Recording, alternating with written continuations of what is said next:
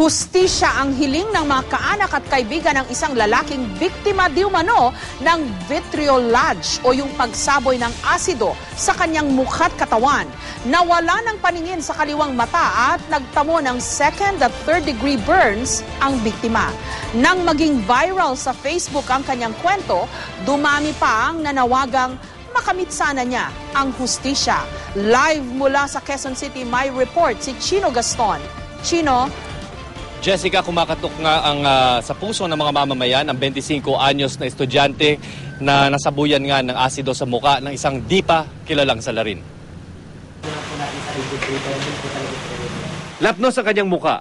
Hindi na nakakakita ang kaliwang mata ni Miko Banayo, kaya raw nangangailangan ng corneal transplant. Ang kanyang mga mata, kailangan pang lagyan ng protective glasses para hindi maimpeksyon. Kailangan din daw itong operahan dahil hindi na ito naisasara. 15 ng Mayo ng sabuyan ng isang nagpapanggap na messenger ng isang courier company si Miko sa loob ng boarding house niya sa Parañaque. Bagamat may hinala si Miko kung sino ang maaaring nasa likod ng pag-atake, natatakot siya para sa kanyang pamilya. Kaya po kami may takot kasi hindi nga po namin alam at hindi namin kilala matukoy yung kinakalaban, yung maaari namin makalaban. Yung takot na kung sakaling nandyan man siya sa paligid, at malaman niya ng ginagawa to sa akin. Presidente ng Student Council sa Ama University sa Parañaque si Miko. Ngayong taon siya sana gagraduate sa kursong Information Technology. Bagamat aminado siyang malaking epekto ang kapansanang pasanyasa ngayon, tinitibayan niya raw ang kanyang loob. Pero yung pangarap ko, yung mga gusto ko sa buhay, hindi naman ko yun nawala eh. Kasi alam ko, darating din yung oras, unti-unti, kahit matagal, maghihilom to. At darating din yung oras na ngingitaan ko na rin ito nangyari sa akin kahit papano.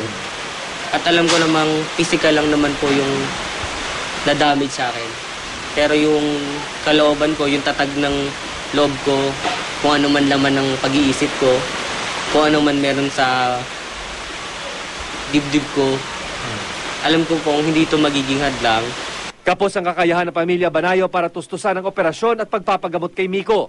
Kaya sa pamamagitan ng Facebook, humihingi ng tulong ang kanyang pamilya. Maraming naantig sa kwento ni Miko at nagnanais na makamit niya ang hustisya. Jessica, dama ko ang pag-aalinlangan ni Miko habang ini-interview ko siya kanina. Bunsod na rin ang takot niya raw na baka pag nakita na dito sa TV ang kanyang interview ay baka balikan siya ng kung sino man ang nasa likuran ng karumal-dumal na krimen na ito. Pero ayon na rin kay Miko, napilitan na talaga silang lumabas sa publiko o lumantad sa publiko dahil hindi na raw talaga kaya ng kanyang pamilya na tustusan ang mga gastusin sa kanyang pagpapagamot sa mga hinaharap. Jessica. Chino, napakagrabe ng krimeng ito, no? Ano ang leads ng pulis kung meron man?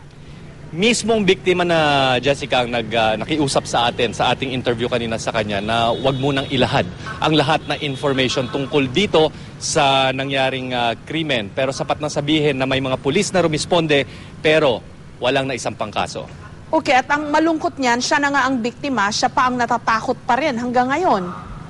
Tama ka dyan, Jessica. Kaya lumabas na nga siya sa publiko, naglantad na sila.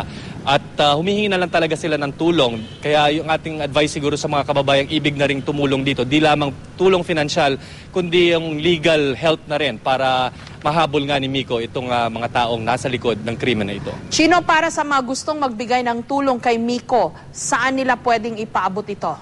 Paabot na lang dito sa GMA, Jessica, dahil ang pagkakaintindi natin, ipa-follow up pa natin o babantayan ang kasong ito at mismo tayo na rin magpapaabot ng tulong dito kay Miko kung may bibigay man sila. O kaya sa Facebook, yes, no? Sa Facebook, may account siya doon. Okay. Maraming salamat, Chino Gaston.